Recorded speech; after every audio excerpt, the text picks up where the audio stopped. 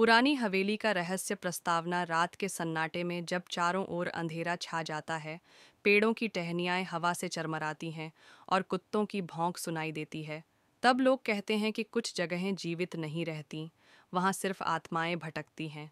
यही कहानी है एक पुरानी हवेली की। भाग एक। हवेली की चर्चा।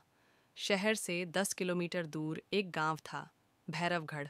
गांव के बीचों बीच एक पुरानी हवेली खड़ी थी, जिसे लोग शापित हवेली कहते थे। गांव वाले बताते थे कि कोई भी उस हवेली में रात नहीं बिता सकता।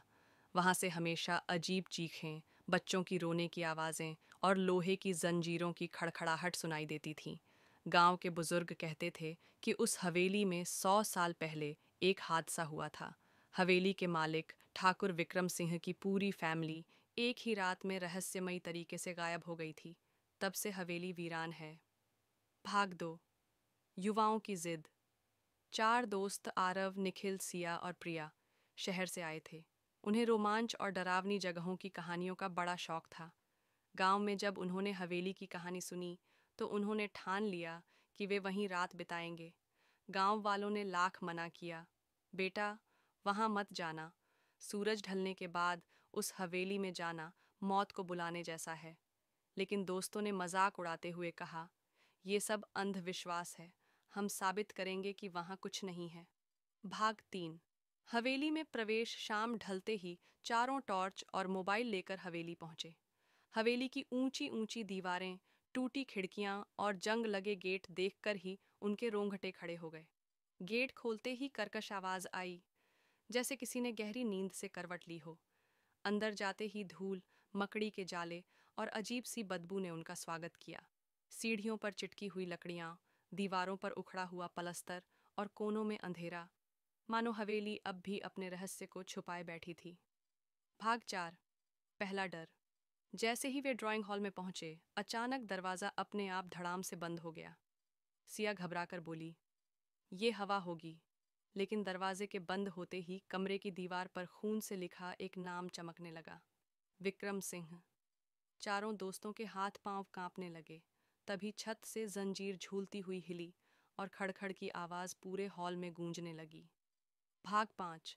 हवेली के अंदरूनी हिस्से। वे डर के बावजूद ऊपर की मंजिल पर पहुंचे। सीढ़ियां चढ़ते समय उन्हें लगा जैसे कोई पीछे पीछे आ रहा है। पीछे मुड़े तो कुछ नहीं, लेकिन छायाएं अपने आप हिल रही थीं।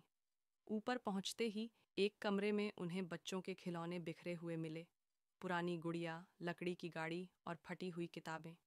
अचानक गुड़िया अपने आप हंसने लग, हाँ हाँ हाँ, प्रिया चिल्लाई और दरवाजे की ओर भागी, लेकिन दरवाजा बंद था। भाग 6।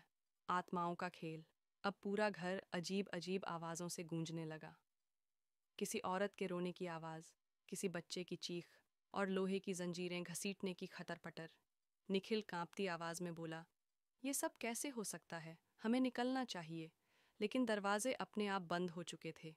मोबाइल की नेटवर्क गायब हो गई। अब हवेली उन्हें अपने कैदियों की तरह पकड़ चुकी थी। भाग 7।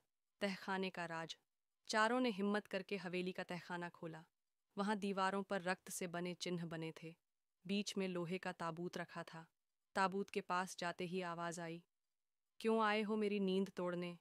ताबूत अपने आप खुला और उसमें से ठाकुर विक्रम सिंह की आत्मा निकली। उसकी आंखें लाल अंगारों जैसी थीं, चेहरा जला हुआ और हाथों में जंजीरें। आत्मा गर्जी, मैंने इस हवेली में हर उस इंसान को कैद किया जिसने मेरी दहलीज पर कदम रखा। अब तुम्हारी बारी है। भाग 8। सच्चाई। सामने सिया कांपते हुए बोली, तुम हमें क्यों मारना चाहते हो। आत्मा चिल्लाई, क्योंकि मुझे धोखा मिला था। मेरी ही पत्नी और नौकरों ने मुझे जहर देकर इस हवेली में जला दिया।